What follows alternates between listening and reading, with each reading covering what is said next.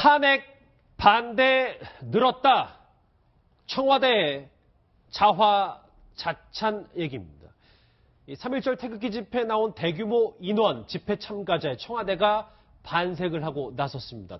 저걸 한번 읽어본 민영수 원장님 보니까 여론 흐름의 변곡점이라는 얘기를 청와대가 먼저 했어요. 저 얘기를 어떻게 보십니까?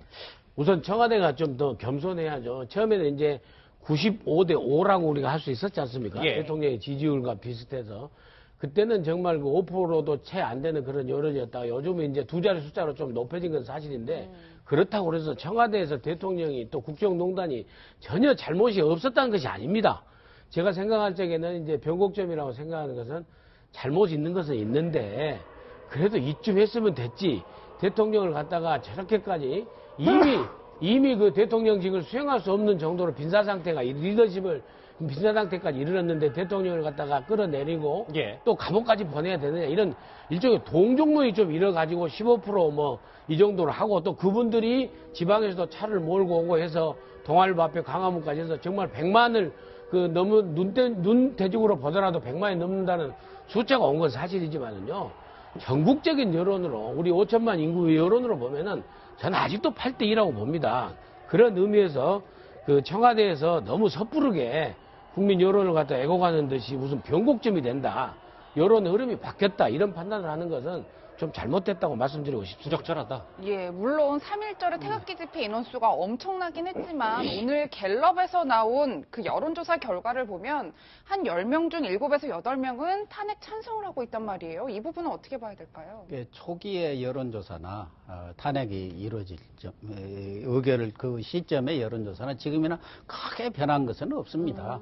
다소 그동안 샤이 보수를 했던, 샤이 박근혜를 했던 사람들이 광장으로 나오고, 그동안 표현을 안 했던 사람들이 적극적으로 표현한 거, 그건 많이 늘어났다고 할 수는 있지만, 전반적인 여론으로 볼 때는 큰 변화는 없지 않느냐, 이런 것이 느껴지고, 또 하나는, 3.1절 집회라든가 이런 때는, 이 자유촌연맹을 비롯해서 보수 성향의 기관이라든가 또 시민사회단체 보수 성향 이런 데서 어떻게 보면은 전국적으로 총동원을 했기 때문에 말하자면 100만 명을 넘는 100만여 명의 그러한 시위 참가자들이 있었습니다만은 그러나 여론 흐름은 크게 바뀌지는 않았다. 다만 그동안 대통령 측이나 또 변호인단들 이런 것을 보면은 법리 전 논쟁보다는 오히려 여론전에 더 치중한 듯한 그런 모습을 지금까지 보여왔던 것 아닌가.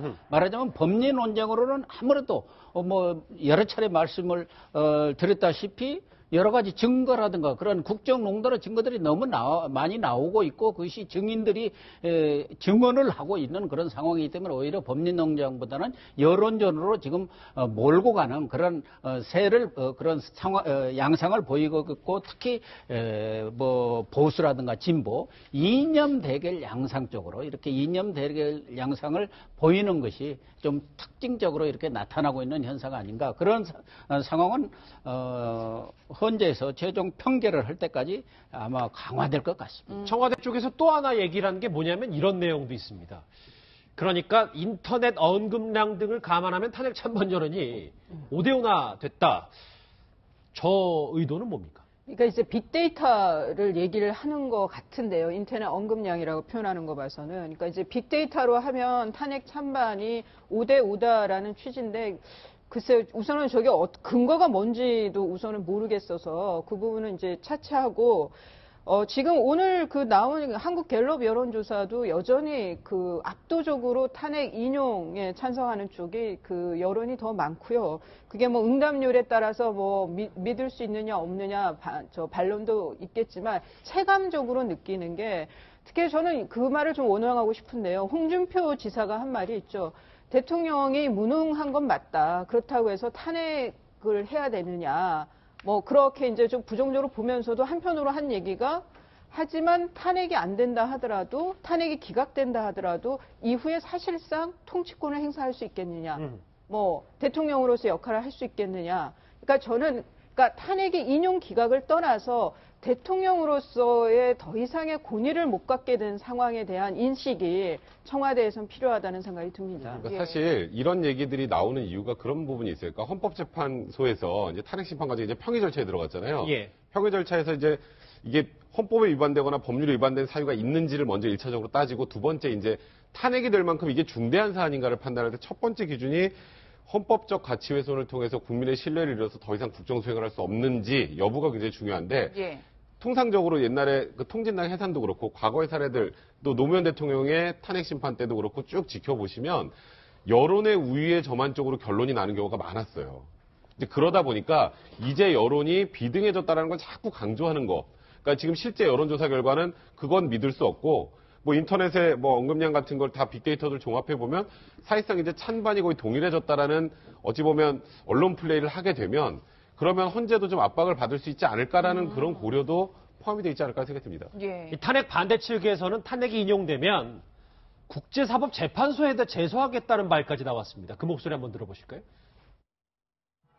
김 변호사님께서는 대한민국 출신의 변호사들을 다 규합을 해서 법치외국 변호인단 법인을 정식으로 공식적으로 설립했습니다. 김평우 변호사님이 박근혜 대통령도 구하고 또 이 나라의 법치주의도 구하고 만약 그것이 어려울 때에는 저희들은 전국적으로는 국제사법재판소까지 갈 각오를 하고 있습니다. 관할이 아닌데 그걸 왜 가져간다고 해서 거기서 다룰 수 있는 사안이 아니라 그냥 일종의 제스처가 아닌가 그런 생각이 들어요. 네, 일종의 제스처라고 이야기를 하긴 했는데 탄핵 심판이 국제사법재판소로 간다 조금 의아한 것 같아요.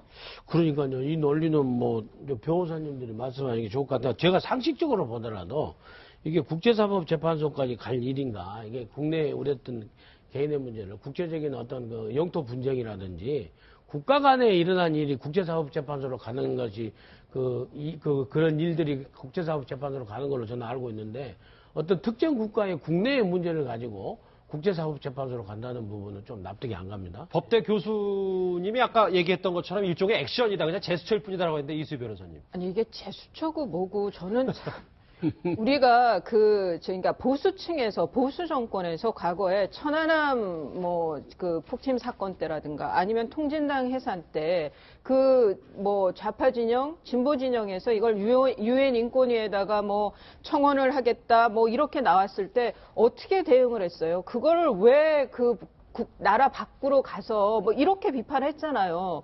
그러면은 지금 또 하나는 보수의 그 아주 기본 원리가 법치주의 아니에요. 그러면은 지금 헌법에서 있는 게 탄핵 심판 제도는 단심제예요. 헌법재판소에서 결정 난 거 그걸로 모든 결정이 이루어지게 돼 있는데 그 헌법 정신을 전면적으로 뭐 부인을 하는 거고 또 하나는 글쎄, 왜 과거에 욕했던, 비난했던 그 행위를 똑같이 하는지 우선 그것도 저는 참 납득이 안 갑니다. 네, 지금 태극기 집회에서 무리한 주장을 하고 있다 이런 얘기들이 네. 나오고 있는데 뿐만 아니라 뭐 구입한 태극기의 수가 5만 장밖에 안 된다 이런 지적들도 있더라고요. 그러니까 지금 이번 주에, 그러니까 3월 1일이죠. 3일절에 지금 일단 주최 측에서 추산한 게 500만입니다.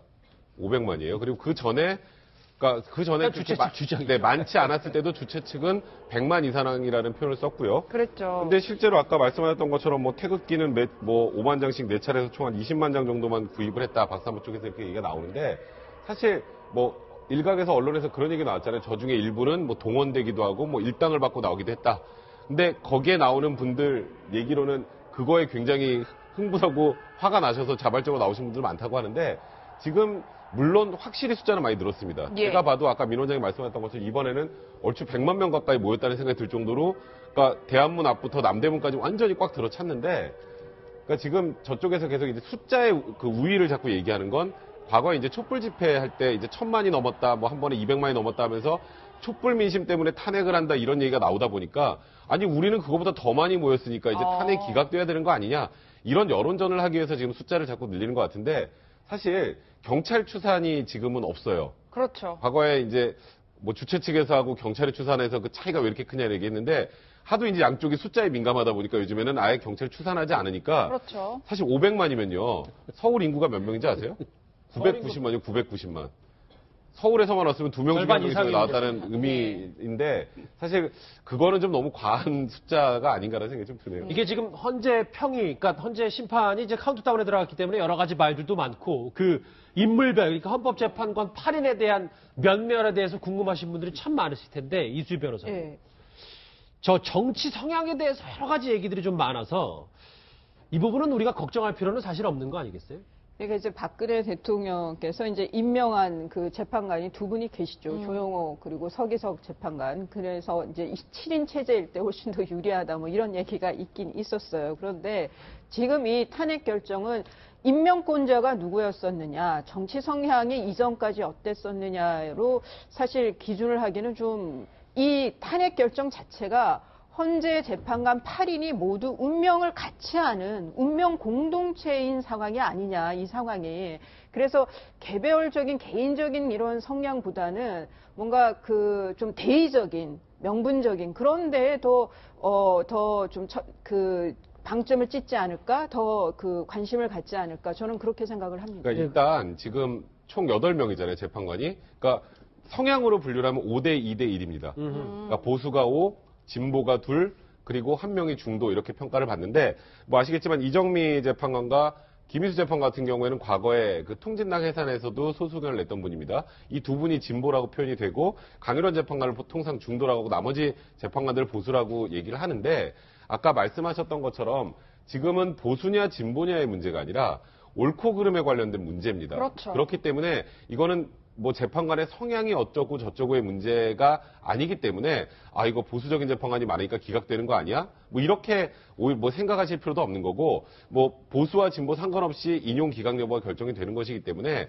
이 성향 분류는 제가 보기에 지금 제가 봐도 좀 무의미한 게 아닌가 생각됩니다. 예, 그러니까 이제 그 성향이 무의미하다는 걸 극명하게 보여주는 게 정말 통진당 탄핵 심판 그 청구 결정에 있어서 이정미 재판관이 굉장히 진보적이고 그런 성향으로 알려져 있는데 정말 다 안 그래도 이정미, 김희수 두 재판관 2표는 나올 줄 알았거든요. 예. 근데 이제 1표밖에 안 나와서 이정미 재판관이 그 찬성회 쪽에 들어서 정말 진보 진영에서 다 놀래고 그 심지어는 이정미 너 브루투스 너 맞아 뭐 이런 얘기까지 그런 비판까지 나올 정도 됐거든요. 그래서 그때서 오랜만이네요. 예, 성향은 전혀 그 관계 없습니다. 근데 단지 이제 문제는 뭐냐면은 여론적으로 민감한 게 노무현 대통령한테 달라진 게 지금 노무현 대통령이 공개를 안 했습니다.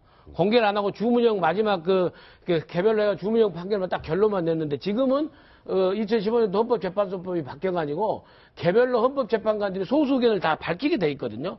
그렇기 때문에 굉장히 부담이 가요. 지금도 뭐 테러에 비슷한 것들 협박을 하고 지금 이런 상황 속에서 찬성 쪽은 찬성 쪽대로 기각 쪽은 기각 쪽대로 얼마나 나중에 결과 후에 그러겠습니까? 그러면 불구하고 지금 이게 공개를 하기 때문에 아마도 지금 일각에서 조심스럽게 나오는 얘기는 이 판결 최종 과정에 있어서는 소수 의견을 가지신 분도 그냥 오히려 그냥 8대8 만장일치 쪽으로 의견을 모아할 가능성도 있다라는 얘기가 나올 정도로 지금 이 바깥의 분위기가 굉장히 험악한 것도 걱정될 일이에요. 예, 이 변호사님 그런데 보통 헌재 평의가 굉장히 치열하게 이루어지는 것 같은 게 평의 과정에서 뭐 법전이 날아가기도 한다 이런 증언이 있더라고요. 뭐 현재 뭐 비공개 평의제는 하지만 난상 토론이 진행되고 있다 이렇게 보면 될까요? 그럴 거는 같아요. 근데 법전을 뭐 그 맞으라고 던지고 하겠어요. 이게 뭐 저희가 한번 그냥 꾸며봤는데 뭐 저 정도는 아니라는 얘기예요. 그 정도는 아니고 그냥 책상에 이제 거칠게 내려놓거나 뭐 이런 저 분들이 뭐 이전에 몰랐던 분들도 아니고 연수원 다니면서 다 알고 저 현직에서 다 겹쳤던 분들이니까요.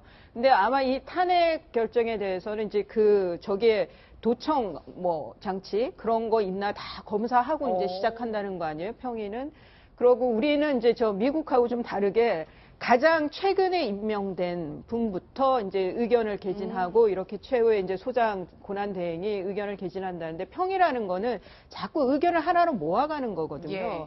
그래서 저는 아까 민영삼 선생님 말씀대로 이게 이제 워낙 그 후에 후폭풍이 걱정되는 상황에서 그걸 뭐 억지로 그렇게 하면 안 되겠지만 평의를 거듭해서 좀 그 8대 0에 뭐 그게 어느 쪽이든 그렇게 그 전체 의견은 그렇게 내고 최종 결정은 그렇게 내고 나머지 이제 탄핵 사유가 있잖아요. 사유별로는 소수 의견이나 보충 의견이 들어가는 그런 결정이 나지 않을까. 뭐 그렇다라고 하면 그나마 좀 그 혼란이 좀 덜하지 않을까 이런 생각도 듭니다. 제 키워드 한번 다시 볼게요. 왜냐하면 그러면 이 헌법재판소에서 물론 법전이 오고 가지는 않겠지만 저렇게 청와대의 자화자찬, 이제 탄핵 반대가 확실히 늘었다는 여론전이 지금 뭐 제동에는 헌법재판소에는 100% 전혀 상관이 없는 부분이다. 뭐 이렇게 봐야 됩니다. 그러니까 그거는 청와대 얘기로는 상관이 없지만 실제로 여론의 동향은 면밀하게 검토를 합니다. 그러니까 헌법재판소 탄핵 결정이라는 것 자체가 완벽하게 법적으로만 판단하는 게 아니라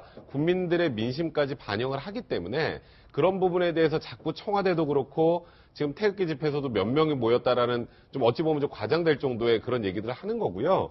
지금 그럼에도 불구하고 뭐 선고기일이 변경이 된다라거나 아니면 뭐 결과가 지금 현재 그 헌재 재판관들의 생각이 뭐 전체적으로 다 뒤바뀌거나 할 가능성은 별로 없을 것 같고요. 근데 지금 아직도 이제 계속 문제 제기를 하고 있는 것이 절차상의 문제 제기하고 또 선고 시점을 미리 못 박았다는 부분에 대한 문제 제기를 계속 하고 있는데 헌재가 그 부분과 관련해서 지금 저런 내용들 때문에 흔들릴 가능성은 별로 없다. 그래서 결론적으로는 3월 13일 이전, 그러니까 구체적으로 말하면 3월 13일이나 아니면 좀 빠르면 3월 10일 이 이틀 중에 하루에는 선고가 이루어질 거고요. 그래서 다음 주에 빠르면은 화요일이나 수요일, 늦으면 목요일이나 금요일 정도에는 며칠 날 선고가 나는지 정확하게 국민들이 알 수 있을 거라는 생각입니다. 그동안 헌법재판소가 여러 차례 3월 13일 전에 탄핵 심판을 결론 짓겠다는 의지를 밝혔었는데 박한철 전 헌재 소장의 목소리 한번 들어보시죠. 재판소장인 저희 임기는 1월 31일 만료하게 됩니다. 한 분의 재판관 역시 3월 13일 임기 만료를 목전에 두고 있습니다. 재판관 1인이 추가 공석이 되는 경우 심판 결과를 왜곡시킬 수도 있기 때문에 늦어도 3월 13일까지는 이 사건의 최종 결정이 선고되어야 할 것입니다. 네, 이르면 다음 주 초에 이제 선고기일을 확정해서 청와대에 알리겠다는 건데 예. 어떻게 보세요? 가능할까요? 지금 그러려고 애를 쓰고 있는 것 같아요. 휴일이고 뭐 밤낮 없이 이제 그 뭐 특검에서 코피 흘리는 검사가 있었다는데 지금 저런 헌재 재판관들 보면 얼굴에 지금 살들이 쭉쭉 빠지는 게 지금 보이죠. 거기다가 이런 이제 시위는 아니지만 집 주소를 막 공개하고 이런 일이 벌어지니까 심리적으로 그렇죠. 굉장히 부담감이 상당하죠. 예, 상당할 것 같습니다. 그 헌법재판소가 사실은 평시에는 그렇게 국민들한테 다가오지 않는 기관이에요, 저 기관이. 그런데 이번에 이제 그 헌법기관, 헌재소가 어떤 위치인지를 정말 그 극명하게 이제 보여준 때인 것 같은데요. 저는 3월 13일에, 그러니까 8인 체제에서라도 선고를 해야 한다는 저 박한철 전 소장의 말씀에 대해서 여러 가지 비판하는 분들도 있지만 저는 그 헌법 정신에서의 그 n분의 1이 아니라는 저런 의견 개진은 정말 충분히 납득할 만하고 그 당시에는 저런 그 의견 개진이죠. 그러니까 양 당사자가 심리 진행하는데 좀 그 협조를 해달라는 취지였으니까요. 저것 자체만 가지고 졸속 그 절차다, 예단이 있다 이렇게 비난만 할 건 아닌 것 같습니다. 예, 이렇게 선고기일이 이제 지정이 되면 헌재 앞이나 재판관들 집 주변에서의 또 그 찬반 시위가 대단해질 것 같아요. 정말 그런 일은 좀 피해줬으면 좋겠어요. 많은 사람들이 지금 우려를 하고 있지 않습니까? 지금까지도 여러 가지 거친 그런 언사들, 또 특검 집 앞이라든가 또 이런 재판관의 그런 주소를 공개한다든가 그런 데 가서 시위를 한다든가 이런 행위 때문에 오히려 그런 결과가 태극기 집회에 참석하는 분들의 진정성을 오히려 왜곡하는 그 일부의 그런 과격 행동, 또 과격 발언이 왜곡하는 측면이 있거든요. 예. 더군다나 이 탄핵이 결정이 되고 그 이후에 이런 벌어질 상황에 대해서 모든 국민들이 우려를 하고 있기 때문에 그것이 촛불이든 아니면 태극기 쪽이든 태극기 집회 쪽이든 어느 쪽에 참여하든 간에 다 대한민국 국민이기 때문에 지금 정답은 딱 하나라고 봅니다. 헌재 결정이 내려지면 그것을 승복하고 앞으로 우리는 나아가야 한다. 우리나라가 여기서 주저앉을 수는 없는 것이기 때문에 앞으로 나아가야 한다는데 우리 국민들이 좀 인식을 같이 했으면 하는 생각입니다. 알겠습니다. 예.